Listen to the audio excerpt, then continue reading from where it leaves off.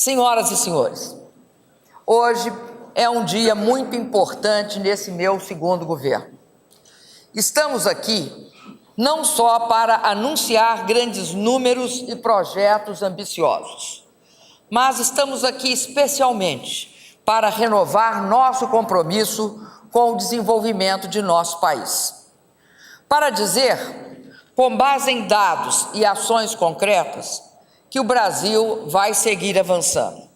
Para lembrar uma vez mais que para nós desenvolvimento significa investimento, emprego, renda e qualidade de vida. Significa capacidade de crescer, trabalhar e produzir. Estamos aqui iniciando uma progressiva virada de página, virada gradual e realista, para mostrar que, se são grandes as dificuldades, maiores são a energia e a disposição do povo brasileiro e de seu governo, de fazer nosso país seguir em frente. Para lembrar que nosso governo não é de 4 meses, mas de 4 anos, e que, portanto, estamos na linha de saída e não na reta de chegada. O lançamento do Plano de Investimento em Logística 2015-2018, e este lançamento aqui faz parte da primeira etapa, possivelmente daqui a 1 ano ou 2 lançaremos complementações a esse programa de investimento em logística. Ele é parte integrante dessa arrancada. Ele não é apenas a continuidade do bem-sucedido conjunto de concessões feitas em meu primeiro mandato, e aqui eu agradeço mais uma vez a ministra-chefe da Casa Civil, Gleice Hoffmann, porque foi quem coordenou o Programa de Investimento em Logística 2011-2014.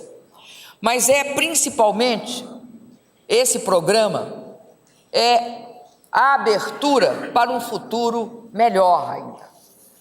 Como todo grande conjunto de investimentos em logística, seus efeitos serão múltiplos em toda a cadeia produtiva, em todas as áreas da economia, para a agricultura, para a indústria, para o setor de serviços e, sobretudo, para a qualidade de vida da população brasileira e para a qualidade do nosso país. Ainda que parte de seus resultados demande algum tempo de maturação, e isso é natural, os seus primeiros efeitos serão imediatos. Muitas das decisões que tomamos no passado maturarão esse ano, e as decisões que tomamos hoje vão maturar neste ano e nos próximos anos. É assim que um país se move em infraestrutura, investindo de forma contínua e sistemática. Um deles já se materializa nesta sala. Trata-se da parceria e da confiança que deve ser estabelecida e que precisa ser inquebrantável entre o governo e a iniciativa privada, entre o governo federal e os governadores de estado. Essas duas parcerias estão aqui hoje visíveis, porque o governo federal não investe para a União, que não existe em si mesma e sim nos estados. Daí a importância do desenvolvimento regional no Brasil, sabendo que, além da desigualdade social, o nosso país também é foco de desigualdades regionais. Reafirmamos, portanto, nosso compromisso com a parceria federativa em todas as áreas e, em especial, em infraestrutura. O diálogo com os governadores e os empresários é decisivo para essa carteira de investimentos, para o seu prosseguimento, enfim, para todas as suas etapas. Um terceiro efeito é o impulso que esses novos investimentos irão trazer para a manutenção do emprego e a sustentação do nível de atividade econômica. É necessário lembrar que há ainda uma força vital que emana deste ambiente. É o oxigênio do otimismo e da esperança essenciais no país. É com todos esses alentos que estamos aqui para proclamar, em alto e bom som, que sempre lucrarão mais o que apostarem a favor do Brasil. Minhas amigas e meus amigos, as novas concessões em rodovias, ferrovias, portos e aeroportos vão mobilizar, como nós vimos, investimentos em torno de 198 bilhões de reais. Isso em 20 estados da federação e 130 municípios brasileiros. Mas, na verdade, isso é diretamente. Indiretamente, beneficiarão todos os estados, todas as regiões e todos os brasileiros. Esses números sustentam quatro ações políticas positivas e promissoras. Primeiro, uma ampliação da parceria do governo e iniciativa privada na construção de infraestrutura, que começou com a primeira fase do Programa de Investimento em Logística em 2011-12. Segundo, uma resposta à altura dos desafios que temos na infraestrutura logística em nosso país, que deve beneficiar a agricultura, o escoamento de seus produtos, a indústria, o escoamento dos seus produtos e a troca de insumos, os serviços e, sobretudo, como eu disse, a nossa população. Terceiro, uma atuação articulada, federativa com os governadores em favor do desenvolvimento regional. Quarto, uma reafirmação do compromisso do nosso segundo governo em investir para retomar o crescimento econômico. Nós somos um governo que tem e que está tendo a coragem de promover o reequilíbrio fiscal e as correções na economia, porque as nossas políticas anticíclicas chegaram a um limite. Somos também um governo cujo objetivo primordial é estimular o investimento para crescermos. Fazemos ajustes para crescer, fazemos ajustes e simultaneamente, lançamos programas ambiciosos na área de infraestrutura e na área social. Hoje é o dia da infraestrutura. Um governo que tem a sensibilidade e o compromisso de investir na inclusão social, na qualidade da educação, porque queremos que o país seja a pátria educadora, e na atividade econômica.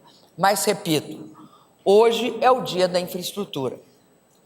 Um governo que tem sabido, por maiores que tenham sido e venham sendo as dificuldades, não perder o rumo e a capacidade de construir o futuro, porque hoje é o dia da infraestrutura. Não é apenas em tempo de bonança que se constrói o futuro. Ao contrário, os alicerces mais sólidos do futuro são aqueles construídos com luta e determinação em tempos de dificuldades. Foi assim que grandes nações ao longo da história sobreviveram ao longo dos séculos a obstáculos que inicialmente pareciam intransponíveis. Um povo é um povo unido e é um povo forte quando é capaz de superar dificuldades. Será assim que a nossa grande nação, nosso querido Brasil, vai sustentar esta luta e superar essas dificuldades que são conjunturais. Duras, mas conjunturais. Estamos aqui hoje empunhando novas armas para isso e lançando novos instrumentos para vencermos a batalha. Uma dessas armas decisivas é o aumento da eficiência e da produtividade. Outra arma é o aumento da qualidade de vida e a redução da desigualdade em nosso país. Hoje, a arma decisiva que nós estamos empunhando é o investimento na infraestrutura logística do país. Amanhã será no Plano Nacional de Exportações. Depois será no Minha Casa Minha Vida 3. Depois nós teremos o Plano Nacional de Energia na área de elétrica e de petróleo e gás.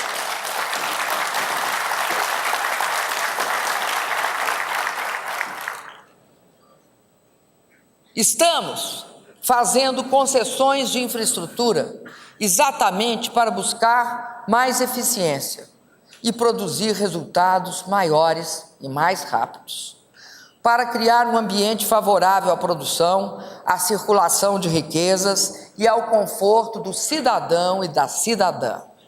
Estamos fazendo concessões para construir, crescer e nos desenvolver, sobretudo para ampliar as oportunidades de trabalhar e produzir.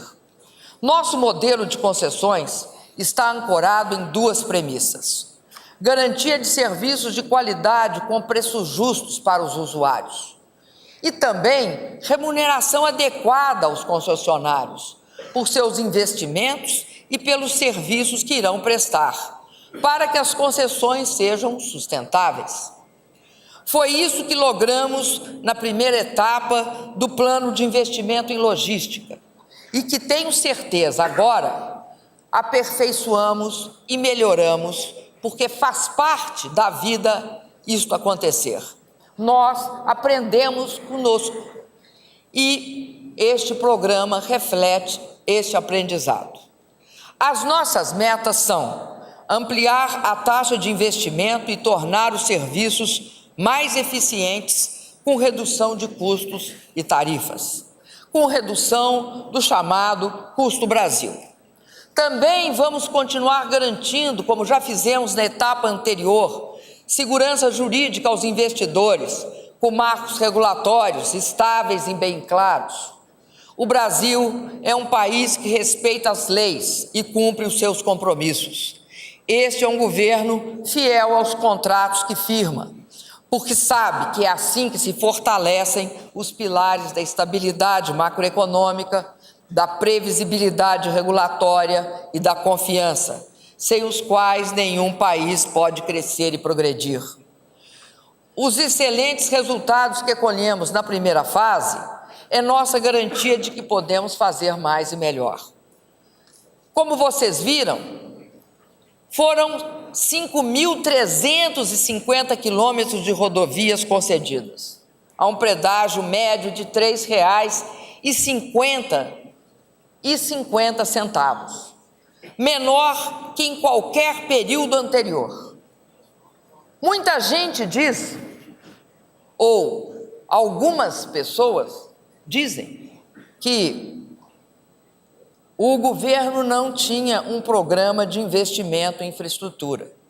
Eu digo, se nós não tivemos um programa de investimento em infraestrutura de 2011 e 2014, não houve nenhum programa de investimento anterior a nós, porque os nossos números em termos de quilômetros concedidos foi o maior da história recente do Brasil. E, portanto, isso não é verdade, porque nos governos anteriores houve sim investimento em infraestrutura. Fizemos em um único mandato, eu quero reafirmar isso, mais do que todos os governos que nos antecederam. Estou falando, inclusive, de mim mesma, porque eu era responsável pela condução do programa de infraestrutura no governo do presidente Lula. Naquela época, nós destravamos os investimentos, porque o Brasil tinha, de fato, um grande desafio. Ele não tinha projeto, não tinha financiamento de longo prazo e, portanto, foi um grande esforço para que nós pudéssemos investir no meu primeiro mandato. Feito quando? Durante os 2 períodos do governo Lula. Nós aproveitamos essa plataforma. Tenho certeza que aqueles que nos seguirão aproveitarão essa plataforma que hoje nós estamos criando para que os próximos governos continuem perseguindo investimentos sistemáticos em infraestrutura. Hoje, os portos brasileiros estão passando por um salto em eficiência e modernização, porque logramos aprovar com a parceria com o Congresso Nacional, que nessa questão e em todas as outras, os marcos regulatórios para a infraestrutura foi estratégico. Repito, o papel do Congresso nos ajudou a aprovar a Lei dos Portos, que abriu nossos portos para os investimentos em portos de uso privativo, sem a exigência de exclusiva carga própria. Em menos de 2 anos, 40 terminais de uso privado foram autorizados, 3 arrendamentos portuários foram feitos e renovados, resultando em 11 bilhões e 500 milhões de investimento no setor portuário. Qualquer pessoa que circule nos 6 aeroportos concedidos na primeira etapa do programa sabe que eles mudaram o sistema aeroportuário no Brasil para melhor. Nós hoje temos aeroportos de padrão internacional. As suas instalações são maiores, são mais confortáveis. O atendimento ganhou em agilidade e eficiência. Atingimos, como eu disse, um melhor padrão internacional. Para quê? Para servir a população que viaja. Faço questão de ressaltar um efeito colateral muito benéfico. A Infraero tem aprendido muito com seus sócios privados internacionais e está aplicando essa experiência em seus aeroportos. Isso é muito bom para todos, usuários, é muito bom para os concessionários e vai ser muito bom para a Infraero. Senhoras e senhores, os resultados foram animadores em rodovias, portos, aeroportos e ferrovias, nessa primeira etapa do programa. Isto não significa que nós conseguimos ultrapassar todas as barreiras e fazer tudo que deve ser feito. Pelo contrário, quanto mais se faz, mais se percebe que falta muito por fazer. Agora, as novas concessões rodoviárias vão mobilizar investimentos, como disse o ministro Nelson Barbosa, de 66 bilhões de reais. Vão ser concedidas mais de 7.000 quilômetros de rodovias e, desse total, 2.600 aproximadamente serão leiloados ainda esse ano. São rodovias em 7 estados e outros trechos, mais 11 trechos, serão leiloados em 2016.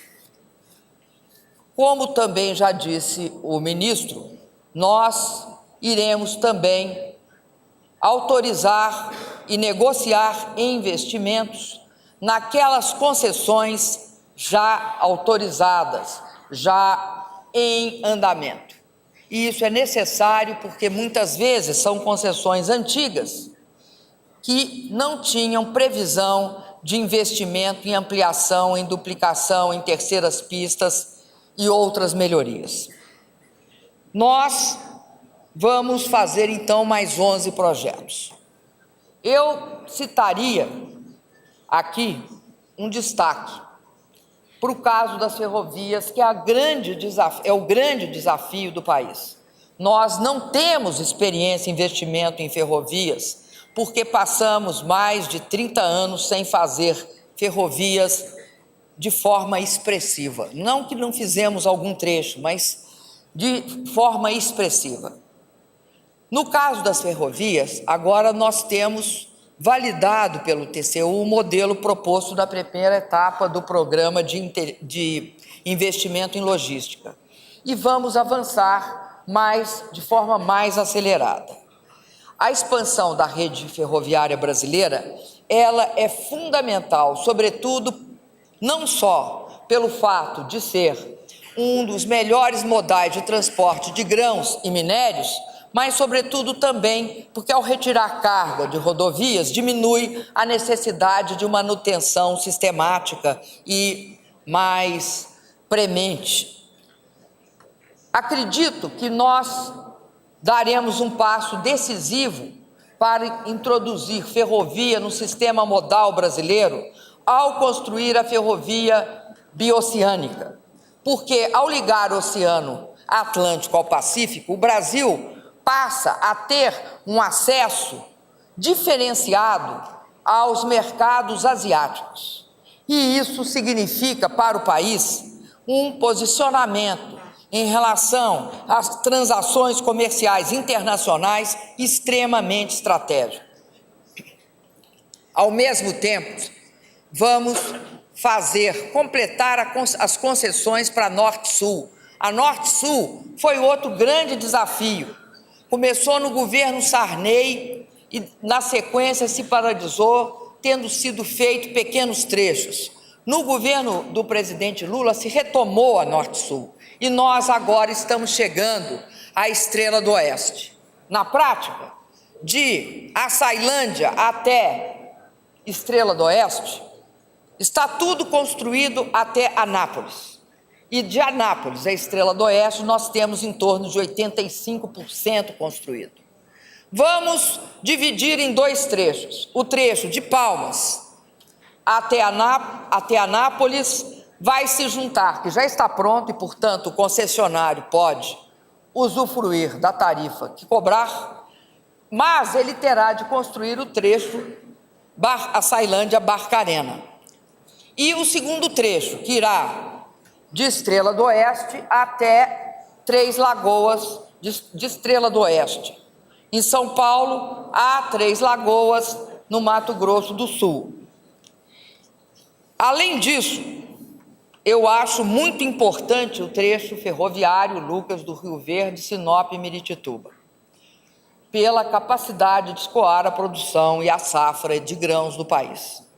Nós também queremos implantar esse ramal ferroviário entre Vitória e o Rio de Janeiro, que os senhores governadores dos dois estados nos ofereceram o projeto e, portanto, nós iremos realizar esta licitação. Sabemos que é importante que o modelo de concessão, como disse o ministro Nelson, varie. Não é cada rodovia, aliás, cada ferrovia tem uma rentabilidade, portanto, tem um modelo de concessão mais apropriado. Nós queremos só reforçar de forma bem clara para todos os investidores que iremos garantir o chamado livre acesso a todos os trechos concedidos. Em qualquer infraestrutura, o livre acesso é um princípio fundamental de eficiência, produtividade e garantia dos direitos do concessionário. Além disso, nossa infraestrutura portuária também vai ser objeto de novos investimentos. Da mesma forma, são os 50 terminais dessa nova etapa, os arrendamentos que agora serão muito mais acelerados. Da mesma forma, nós teremos mais 4 aeroportos e transferiremos a concessão de aeroportos estaduais para os estados.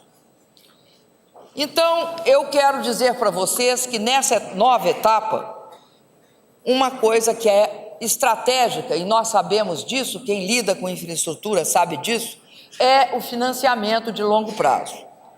E nessa nova etapa de concessões, o governo vai continuar atuando através do BNDES, pois o investimento de longo prazo no Brasil ainda depende muito da participação dos bancos públicos. Por essa razão, o BNDES terá papel relevante no financiamento, com taxas de juros, prazos compatíveis. Ele vai financiar o BNDES entre 70% a 90% dos recursos necessários.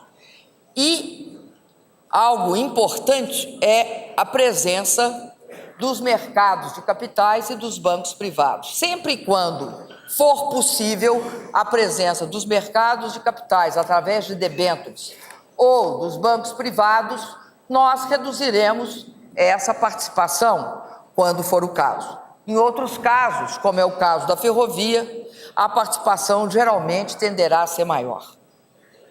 Eu disse há pouco, no meu próprio discurso, que não é apenas em tempo de bonança que se constrói o futuro de um país, mas sim que as pontes e os alicerces para essa construção ficam mais sólidos quando são construídos em tempos de dificuldades, em tempos em que é necessário fazer o cálculo econômico, saber o que é prioritário.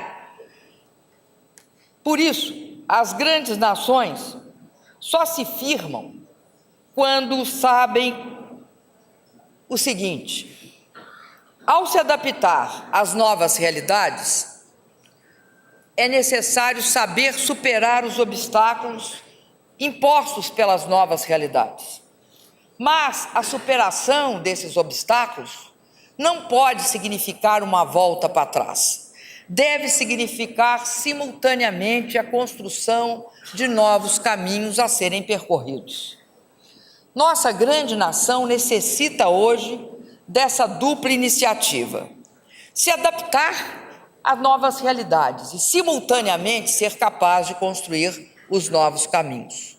Um enorme esforço de estabilidade macroeconômica e fiscal para transformarmos nossas ações em armas de superação da crise econômica que atravessamos e, ao mesmo tempo, um fantástico esforço de investimento para nos mobilizarmos na construção de um país mais produtivo, com menos custo e que se beneficie de uma moderna infraestrutura.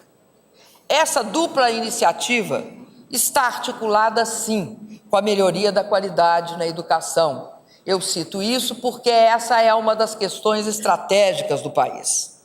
Com a garantia do emprego, e por isso temos que retomar o crescimento. E por isso temos também de continuar perseguindo sistematicamente a redução das desigualdades em nosso país.